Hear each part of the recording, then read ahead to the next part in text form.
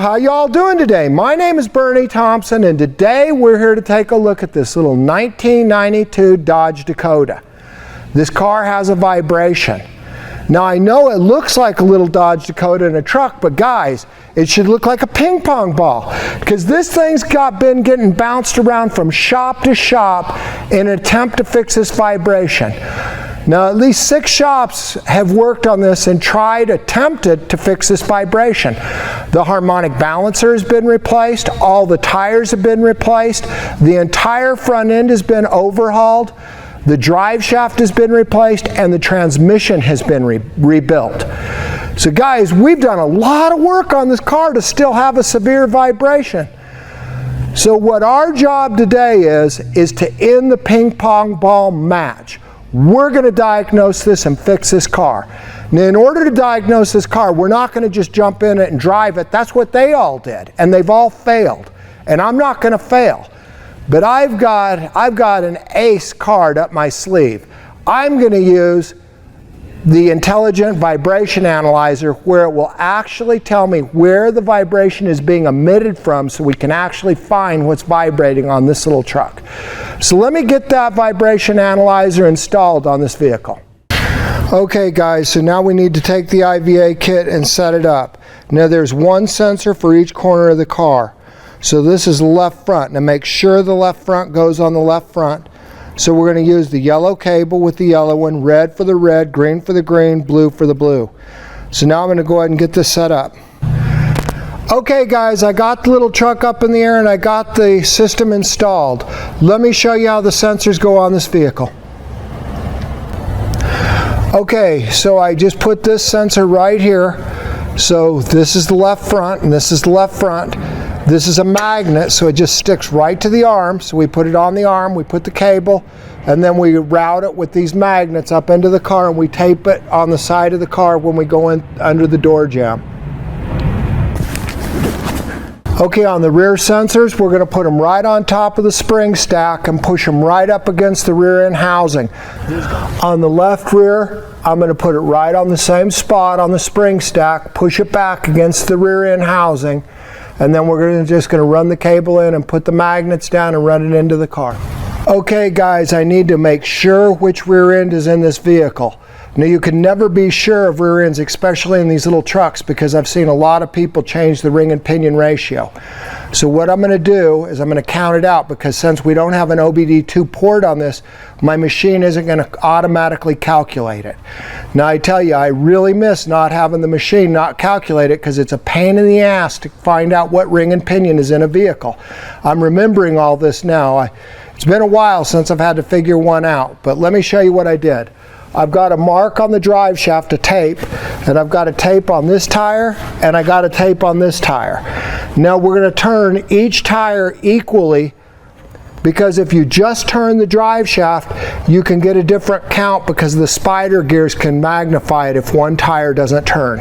So now what we're going to do is we're going to turn the tires equally, and we're going to count the drive shaft rotation, so we can be sure of what ring and pinion, or have a close proximity to the ring and pinion size in this Dodge Dakota. Okay, so now we're going to turn the tires, and we're going to turn them equally. They're staying even.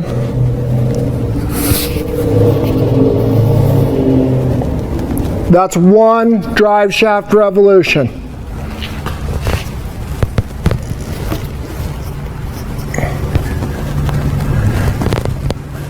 That's 2 drive shaft revolutions.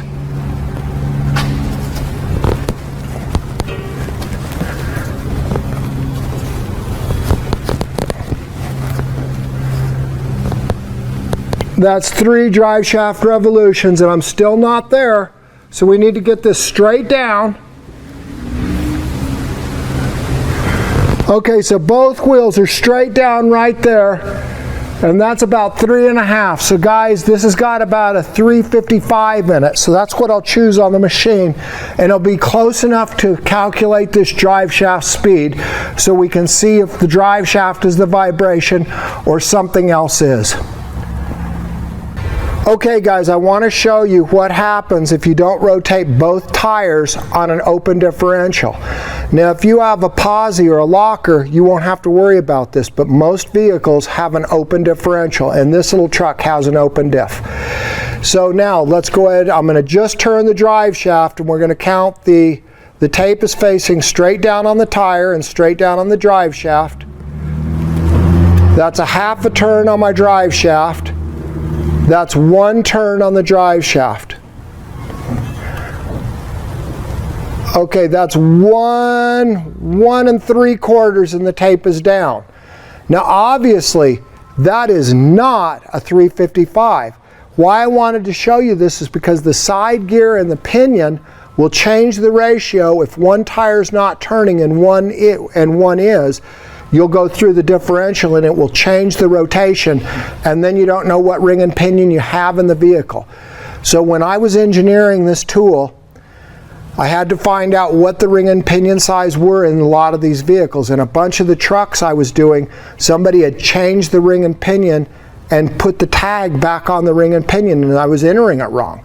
And then I realized I had to do this for every single car to be correct. And you know, when the engineer is having the pain you guys are having, because I'm a mechanic like you guys, but I'm engineering this stuff, and when I have pain, I fix it. So my NVH automatically will calculate this ring and pinion if I have an OBD2 port to get data from. Now this old 93 doesn't have OBD2, so I can't get the data to automatically calculate it. But there's a reason I came up with automatically calculating this, and now I remember because of this car. This is how I did it when I was building the tool. We rotated both tires and counted the drive shaft, and you'll come up with the right ring and pinion ratio. But don't just turn the drive shaft and count the tires. I've just shown you, you can get the totally wrong ring and pinion gear. And if you're using my tool, this is a patent pending tool, and right now I'm the only NVH who will automatically calculate a ring and pinion for you. And the reason that's like that is because I felt the pain of getting all these ring and pinions when I was doing this work. So I came up with an algorithm to figure that out for you. And it's a great idea, guys. It's a great tool because this is a pain. Now, to get the IVA to work on a car without an OBD port, we've got to power it. So I'm going to take 2 cables, a power cable and a ground cable, and I'm going to connect them to the battery, and then I'm going to run them under the hood, and I'm going to run them through the door. Okay, so now I'm going to use a breakout box, and I'm going to just ground it at the ground, and I'm going to hook the power up. Now that we have power, now I'm going to take the IVA cable that would connect to the OBD port, and I'm going to connect it to this box. Now I've powered this box, so now this is the ADC, the analog to digital converter, and the OBD2 reading box, but now this will give me my cable readings. Always make sure that yellow's to yellow, red, green, green, blue, that these are correct and they're connected under the car right, so we locate the vibration correctly. So now we're ready to fire up the computer and get this thing set up. So let's go ahead and do that. Okay, so I need to set up the vibration analyzer, so go to setup. The tire size is a 205, 70, 15. And the ring and pinion we just looked at is a 355, I think. It's pretty close, so that's close enough to calculate this. We have a rear-wheel drive vehicle, and that's going to change the way we look at the algorithm.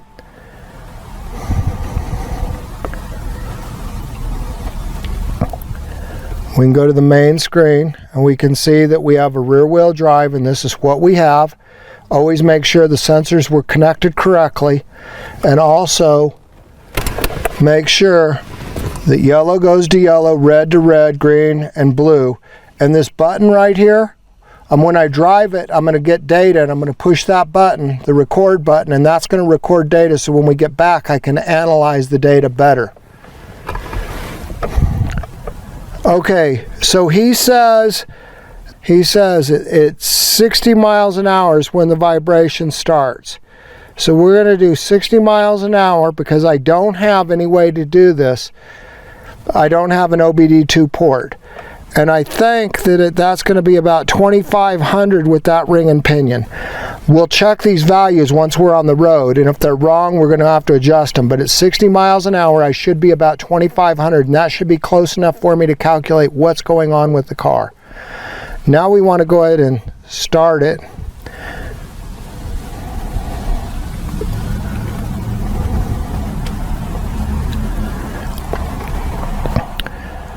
Okay, so we're running now, and we can see we're running. This is the data coming in from all the sensors. We're not driving, so there's no accurate data there.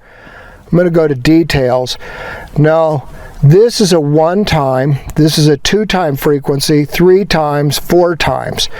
And then this is an algorithm that will calculate where the vibration is coming from.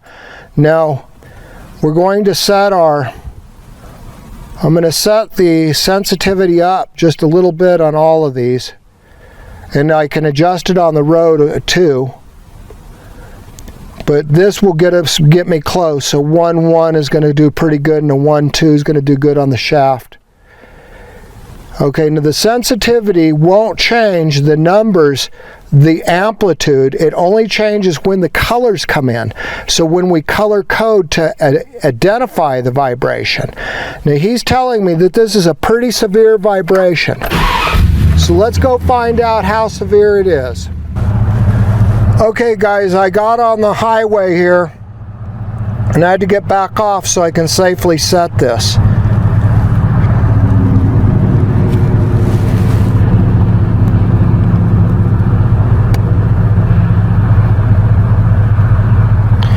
I'm really about 2,200 RPM at 60 miles an hour. So now I'm going to reset that. Now we're going to get back on the highway and go 60. And then I can just hold the throttle. When you're doing a car like this, guys, you got to have this set right. And it's easier to just set it and then target the speed and the RPM and hold it there. Now they've just repaved the highway up here. So we're going to start this. We're going to start this on good pavement.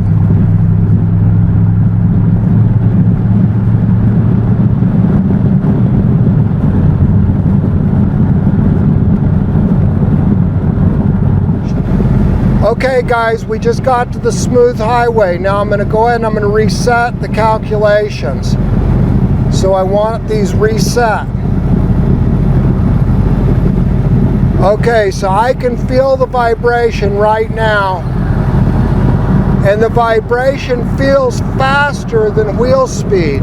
It feels almost like a drive shaft. It's a very rapid vibration. I can feel it in my seat, the pedal, and the steering wheel. But the IVA does not show the drive shaft, so that's not what's going on. The right rear wheel is the vibration, and we can see that right here. So now is what I want to do, is I want to push this button. So I'm right at 22,000 RPM basically. I need to go a little higher. Okay, so we're at our selected RPM and our target, our target mile an hour and our target tach are now. So I'm going to push the button. And I can feel the whole car is shaking, guys. This is a pretty violent vibration. I mean, it's a good vibration. I can feel it in the whole car. And this is a brand newly paved road. So we're not going to get any vibration from the road.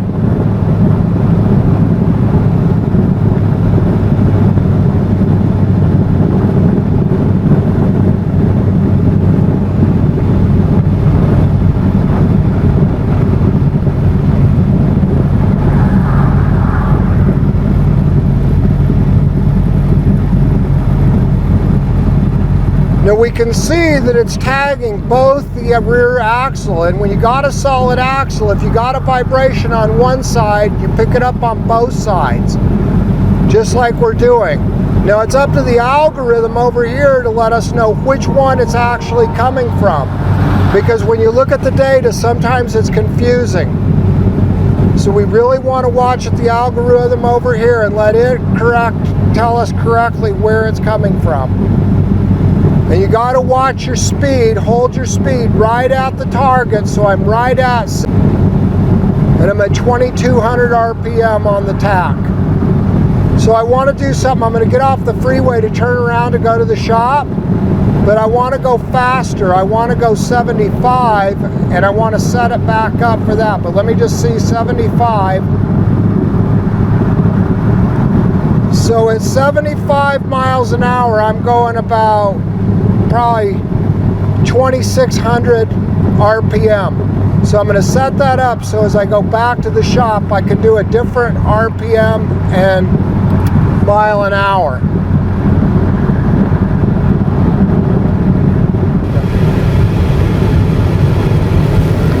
Okay guys, I'm down under the overpass and I'm stopped so I can set this up safely.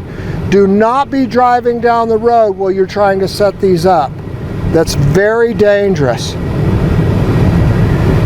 So I'm at 75 miles an hour at 2600 RPM, and that will be really close to what we need going back.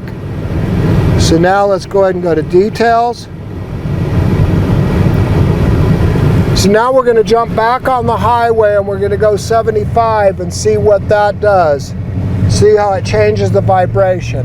It's always best to change your load and your RPM when you're driving a car, when you're looking for a vibration. So you definitely want multiple ones, but since we don't have an OBD port, it's way harder to play games. You got to be really careful when you're driving. Don't try to set this thing up and drive the vehicle at the same time. It's just too dangerous, guys.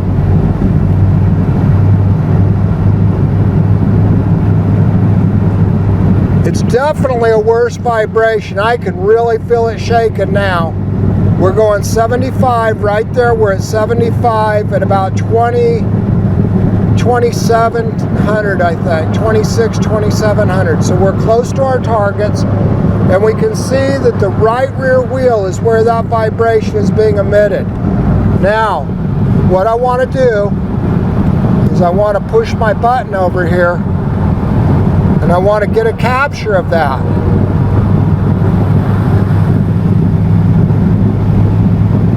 So right there, I'm going 75 on the money. I'm going to push my button, and I've got data.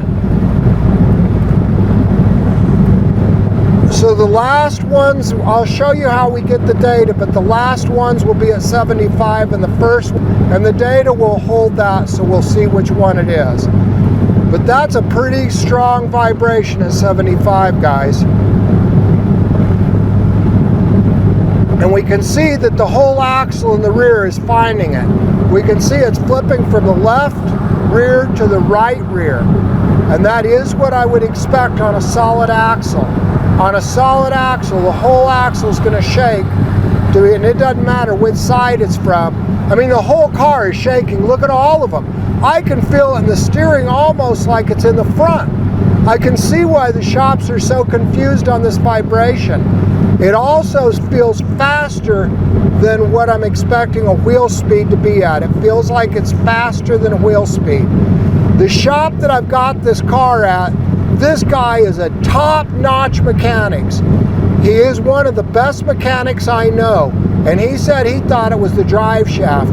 And I can see why he felt that, because this vibration is very rapid.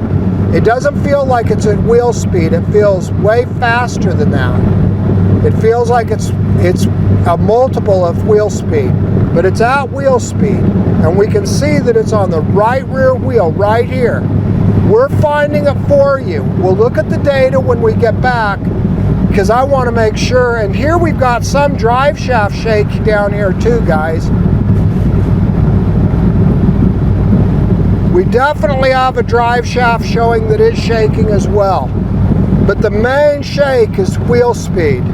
But the drive shaft is showing that we got a drive shaft vibration as well as the right rear wheel. And we can see we're coding that down here too.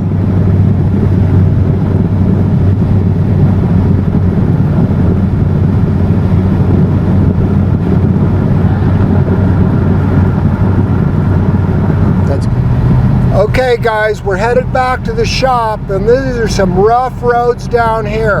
And when you get rough roads, sometimes you can get these to all start moving around. But when I was going 75, I started to see a drive shaft shake that I didn't see at 60. So I think we got a drive shaft problem and something wrong with the right rear wheel. We'll look at the data when we get back to the shop so we can figure out what we're trying to fix.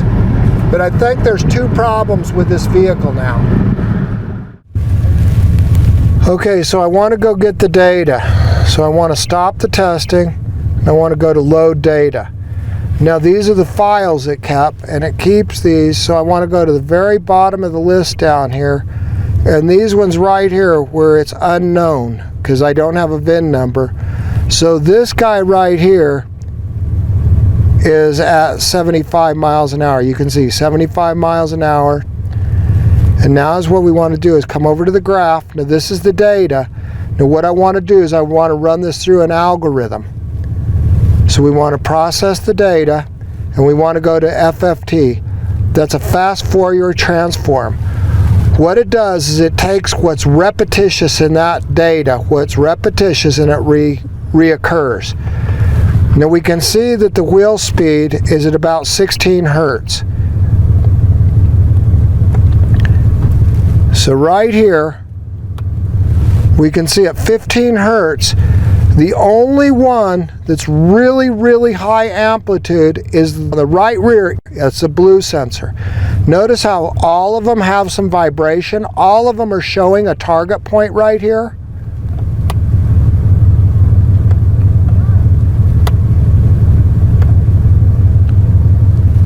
But only the blue one is really, really high.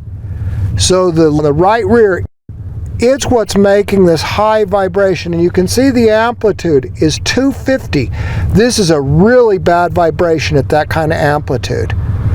Okay, now the other thing I can see is the drive shaft at 56 hertz also has some vibration, and it's just because we went faster. So we need to come up here.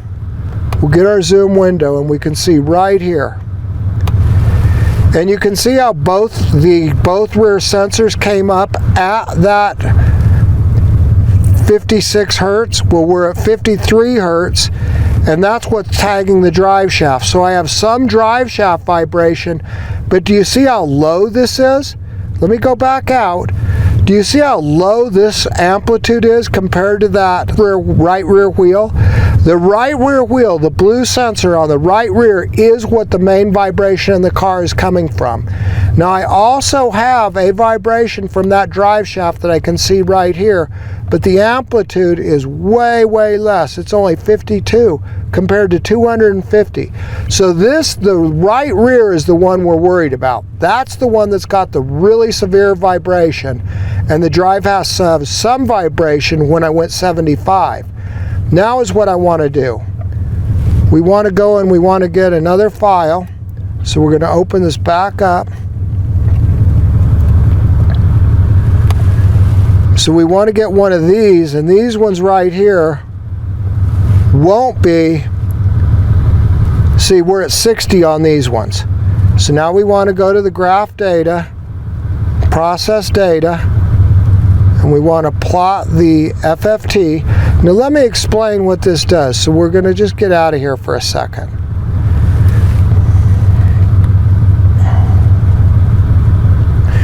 Notice all this noise. This just looks like noise, right? These are the sensors vibrating. And the sensor is vibrating. But guys, what this is going to do, this is a crazy algorithm. An FFT is a crazy algorithm, and what it does is it looks at that noise and it looks for repetition, things that happen over and over. And here we actually have something happening at drive shaft speed again. 45 hertz is drive shaft speed, but I have something happening, and this is faster. So this is at 54 and this is at 45. So this vibration here is happening at a different frequency than what the drive shaft is turning at if we've got the right ring and pinion selected. Now I do have a ring and pinion if we're close to the target. So this is a little bit off of the target, and we can see where both blue and green are going up here, but my amplitude again is only 45, and we can see over here my amplitude on the blue one here is way higher. Do you see how the blue one's higher than? Now both of these are vibrating. The whole rear end is vibrating at the spinning speed of the tire. That's what this is showing me. Both, and we already know that. If you got a solid axle, you can't have a vibration on one side that you don't see on the other side. But the right rear is the one we're worried about. And we can see that the amplitude is pretty high again. And we can also go back out and we can see how much higher the right rear is than the drive shaft. And the drive shaft, I've got something here at about drive shaft speed, but really this is the drive shaft speed down here. This is faster than the drive shaft is spinning. And if you wanted to look at the details, we can come over here and we can look at this too. So this is 2 times, 3 times, 4 times, and we can see at 4 times my amplitude is higher. It's only 13, 21, 17.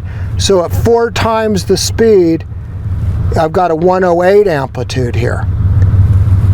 And we can go ahead and we can do that again for the one at 70. Let's do that. So we're going to go get data. We're going to load the data. We're going to go to the bottom again. We're going to find these unknown cars. These are the unknown. So this guy here should be at 70, so let's just see. This should be a 70, 75, so we are. Now let's go to details. And once again, we can see that at 1 times, I'm 342. I'm only 25 at 2 times, 96 at 3 times, 96 at 4 times. Now, the left rear is showing that I go to 176 3 times and 176 at 4 times. So this guy might be picking up some of the drive shaft because we know we have a drive shaft problem as well. And the drive shaft, we can see it's turning at 56 hertz. And if you went and we multiply the 15 by 3, we're close to that target, which that would be. But notice that we still don't have a total amplitude down here. And again, this is 2 times, 3 times, 4 times, but this is already amplified for the ring and pinion, and we do show we're having a drive shaft vibration here. We're showing we have a vibration in the drive shaft at the drive shaft turning speed.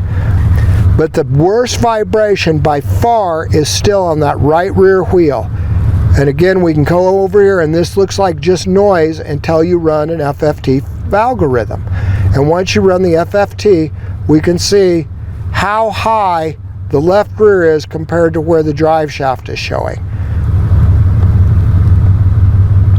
And again, down here is the speed. These are the frequencies. So you go up here and we've got 16 hertz. So at 16 hertz, that's wheel speed. And at 56 hertz, that's drive shaft speed.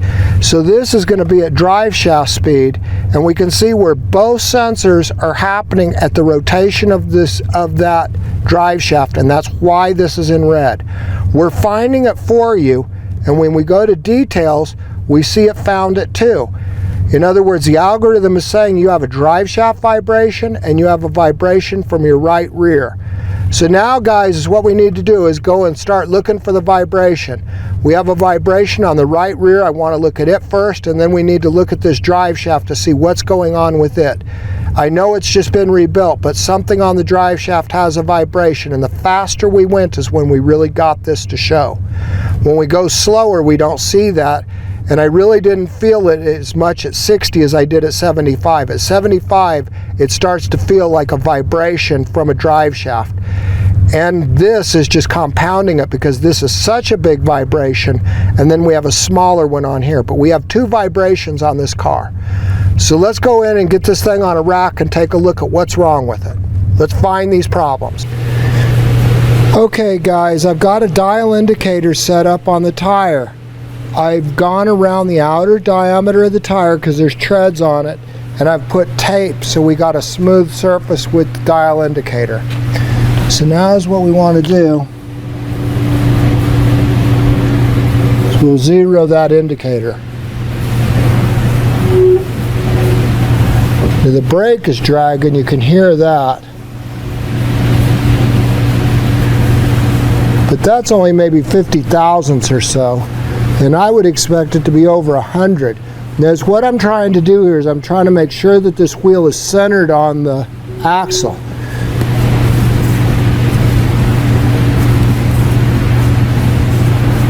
So I don't think that's enough to cause that kind of vibration. So I think the wheel is centered on the tire now. Okay, I got the rim and the tire off, and this is the drum. Look at how big these weights on this drum are. They are really, really large weights on that drum. I don't think that that's right. And to get this kind of vibration, it would take a lot of weight that was off. You get that much weight on a drum, there's something not quite right with that drum, I think. Okay guys, we've got a tire balancer and we're quite a bit off right here. As we can see, we're 6 ounces off. And let me show you what this guy's figured out. He's got the drum on here, and if we just turn it up and the weights are right here, look at those weights fall to the bottom. Now I've been doing brakes a long time, guys, and I've hardly ever seen a drum that needed that kind of weight. Like if you need that much weight on the drum, your drum's probably shot. But that's a lot of weight off, and that kind of weight right there is going to give you a vibration. I'm pretty sure that the vibration from this side is being caused by the weight on that drum. You can see how heavy it is. Like just watch it fall. I mean, there's no doubt. Those weights are pulling the whole drum all the way down. And when we're doing that, so that drum has a problem. We're going to have to take care of that. Okay guys, our new drums came. They ordered 2 different drums from 2 different places. Oh my God, look at how much weight's on here. This is as bad as the one that we just took off. Do you see those huge weights? Well, I don't want to use that one. I took one off that's junk. That thing's junk right out of the box.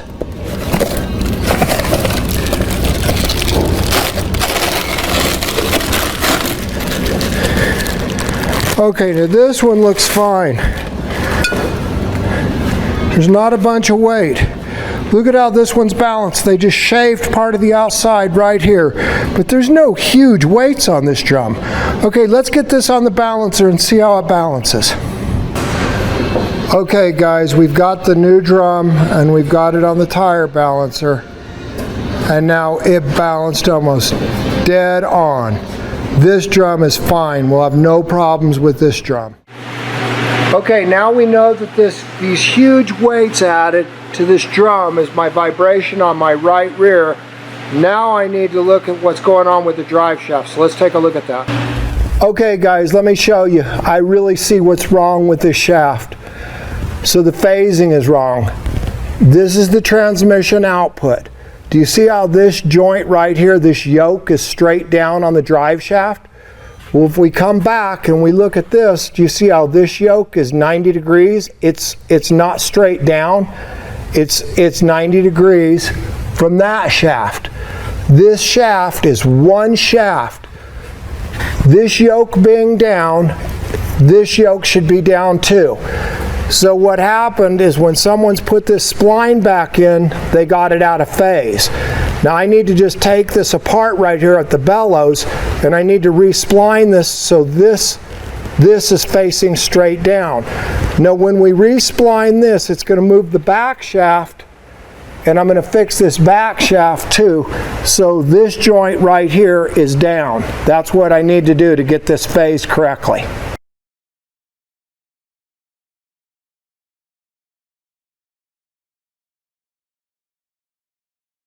Okay, to phase this drive shaft, I just took the band clamp off of the bellows here, and I pulled the splines out, and I took the cap off the rear end and dropped it, and then I re-splined this. Now when you re-spline them and you're changing it, I needed to change it 90 degrees. Now you always look, a lot of times there's little dots on the shaft so you can align them for the weight. On this one I have an arrow here, and I have an arrow here. So I lined up the arrows that are on the shaft, and I got this to where it's phased now. Now what's phased? Okay, do you see this joint right here? This shaft needs to be the same as this shaft. Think of this as one shaft if there wasn't a spline. The yoke flats would be flat to each other, and this was 90 degrees off. So I've moved these flat to each other, and you always look for the dots. A lot of times on shafts there's dots that indicate where these go. If you don't have any marker, you might, if you move it and you phase it and it vibrates, you're going to have to take it apart and move it 180 degrees, because you can rephase them and you can be in phase, but you're not in balance. So always look for some kind of an indication to where once you move them. Now I moved this 90 degrees, and now this is flat, and then the rear housing is flat. Now if this is flat, this is flat, and this is flat, that's what I'm looking for phasing. Before, this was flat, and this was up here at 90, and the rear end, this was at 90, and that's going to be out of phase. So the shaft is phased correctly. Now to make sure that the shaft is straight, we're going to have to use an inclinometer, and we're going to have to read each joint to make sure that all of these are within 2 degrees. I want them within 2 degrees to make sure I don't have a vibration. I think you can actually be up to 3 degrees off, but really 2 degrees is always what I've looked for. Okay, so now let's go ahead and get that inclinometer and measure this shaft. Okay guys, what we need to do now is we need to actually check the phasing of the shaft, and the shaft needs to be within 2 degrees from the front to the back. So I'm going to use an inclinometer to do that with. Joint is at 0. Now we're going to do the middle joint. Okay, I'm checking the middle joint here, and I'm at 0. So the shaft is good and it's straight. So now I'm going to check this rear joint. Okay, I'm checking the differential joint. I'm at 2 degrees. So from the front to the rear is within 2 degrees. Now you're allowed 2 degrees.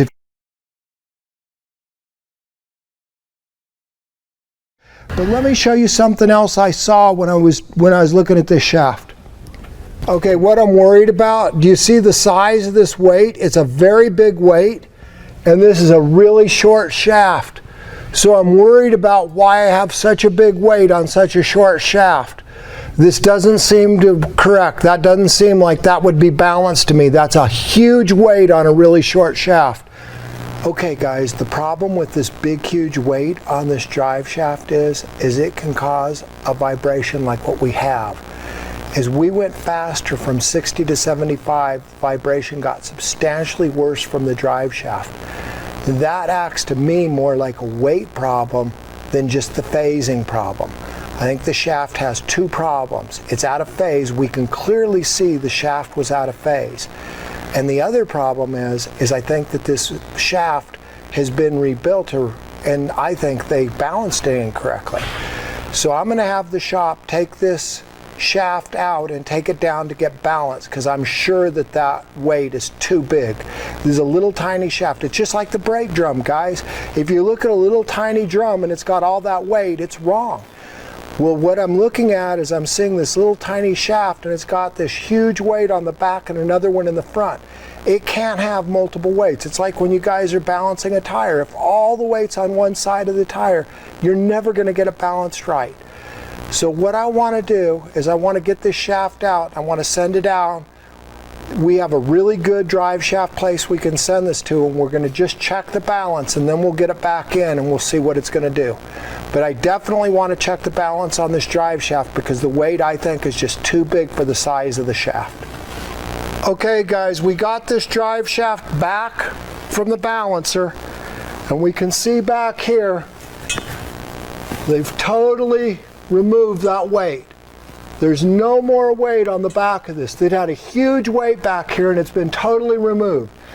Now the only weight is in the front, and there's just one weight, not 2 weights. Before there was 2 weights, this one and a big one on the back.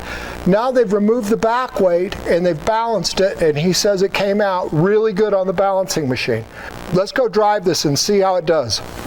Okay guys, so now we've got the new drum on here and we saw the drum was way out of balance. The drive shaft was definitely out of phase. It's all phased, and we saw the yokes are within 2 degrees of each other right now, so it's within specification. We took the drive shaft down and we spun it on a balancer, and it was out of balance due to somebody had put too big a weight on it. So now the drive shaft has been balanced, so now it's time. Let's go take this car for a test drive and see how it's going to do. Okay, so we're going to take this thing out and go for a test drive. We need to get on the highway. Okay, so I'm setting the VSS at 75, RPM at 26, my target. Now we want to go ahead and we want to get on the highway here. Give this a try. Okay, we're on the highway. I'm going 75. I've got my RPM target and my speed target. And this thing is not shaking my teeth out. This vehicle is doing way, way, way better.